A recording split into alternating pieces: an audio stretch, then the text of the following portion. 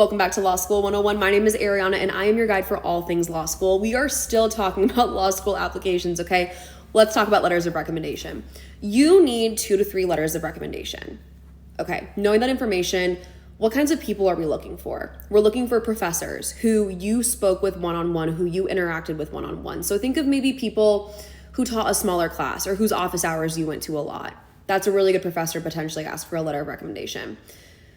An old boss, someone you've worked for in college, after college, before college even, like think of people who have known you, who know a lot about you and who can attest to your honesty, your trustworthiness, your time management, your communication skills, because all of those things, each of those things are what they're looking for in an attorney, right? Someone who can clearly communicate, someone who can advocate, someone who is trustworthy, someone who is ethical.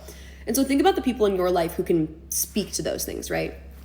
For example, it doesn't have to be a professor that does anything related to the law. So this is a fun story, but one of my letters of recommendation was written by a professor who taught my statistics class in undergrad. And I got a B+ in that class, and I was so disappointed that I didn't get an A.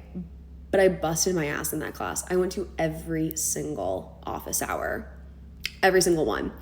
And I told this professor about how I associated the color red with math, and she printed me a red final exam, like on red paper, because she was like, Ariana, I know you associate red with math. This is a statistics final, so here is your red exam. It meant the world to me, right? I still think about this professor all the time. I think about how much she's impacted my life.